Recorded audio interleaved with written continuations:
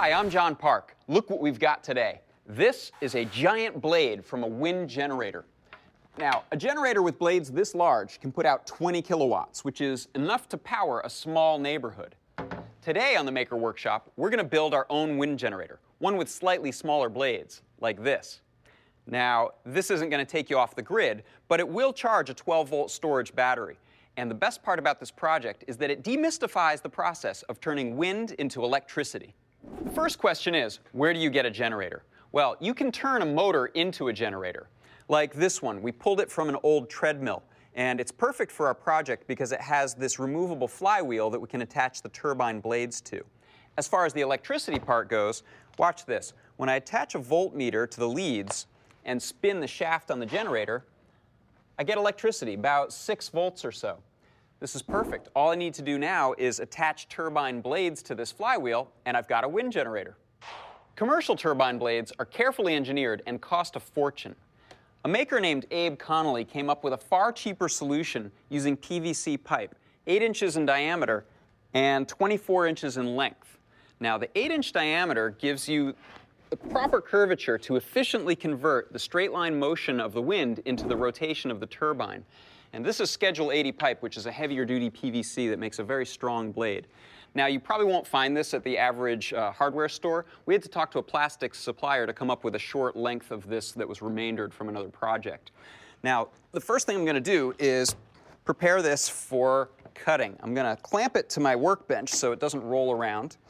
And then, this is a really cool trick. I'm going to take an angle iron and set it on the pipe here to create a nice straight line. Now, I'll measure 5 1/4 inches, and I'm actually going to create 3 lines for my cuts. So here's the first 5 1/4. Mark it, and set my angle iron on here. If you press this on firmly, you're guaranteed to get a parallel line. I'm ready to cut the pipe. I'm clamping it down with some C-clamps, and now I'm going to cut it with a saber saw using a medium fine blade. Take your time. This is heavy-duty plastic, so it'll be slow going to get through it. Now, don't forget your safety glasses, and I wouldn't wear your best clothes because this is going to kick up some dust.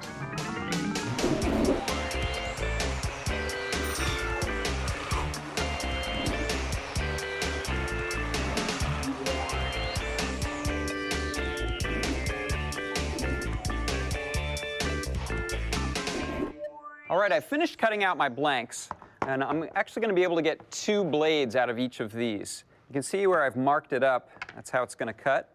And I'm also going to remove this little notch out of here to reduce the amount of turbulence between blades. Now, you could cut this on a bandsaw using a jig. I'm actually going to use my saber saw and just clamp it to the table, do half the cut, and then flip it around and do the other half.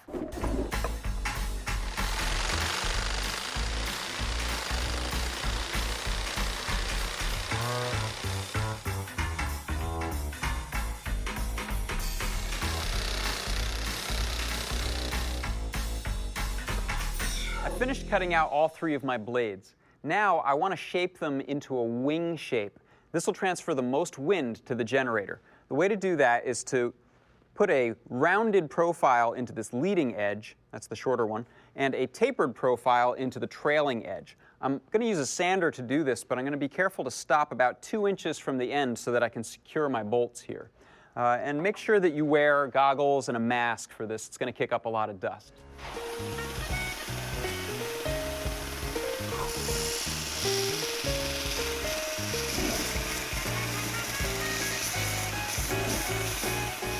All right, after a good bit of sanding, I've got a nice wing shape on all 3 blades, including this really sharp trailing edge.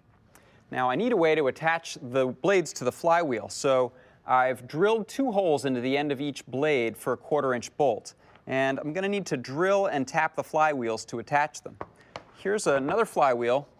I've put a little pattern on here. I used a protractor to get 3 evenly spaced holes, and you can find a full set of plans on our website. Now it's time to drill.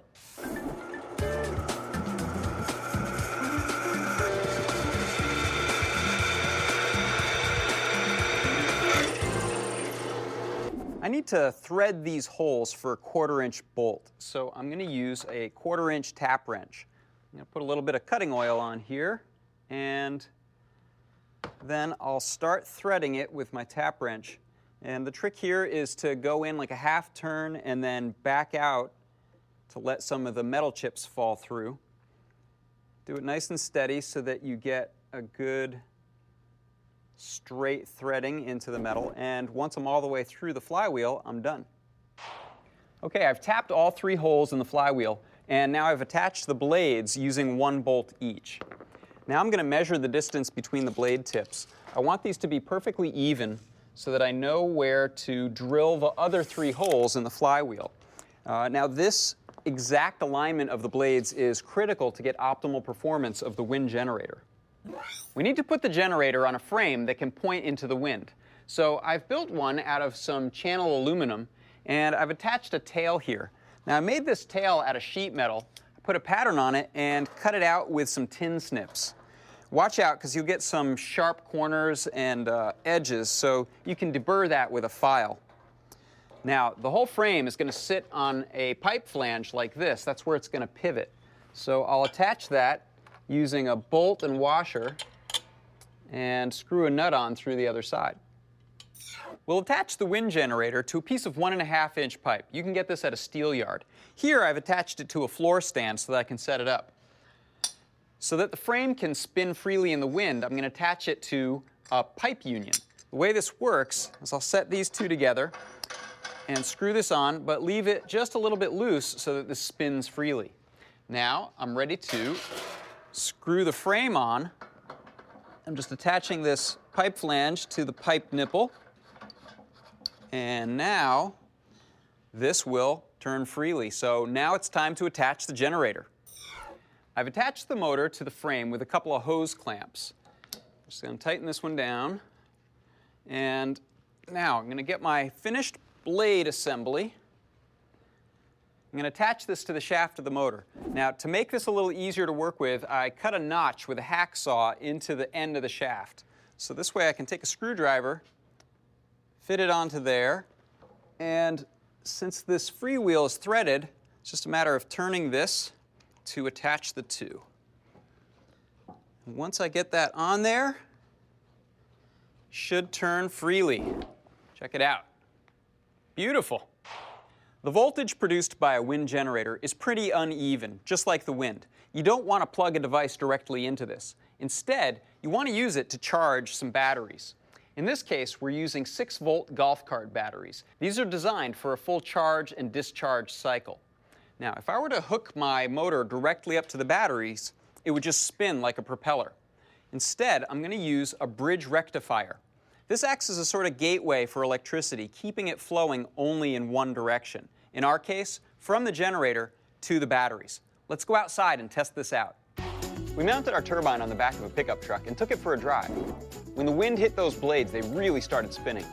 I checked the voltmeter, and when we got up to around 15 miles an hour, the generator produced over 20 volts, more than enough to charge our batteries. All right, my batteries are fully charged. It's time to put them to work.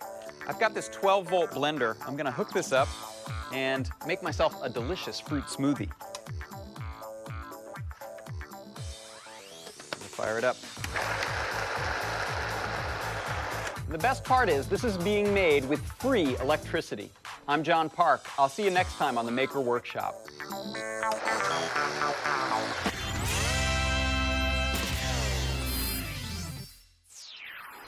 Major funding for MAKE is provided by Geek Squad.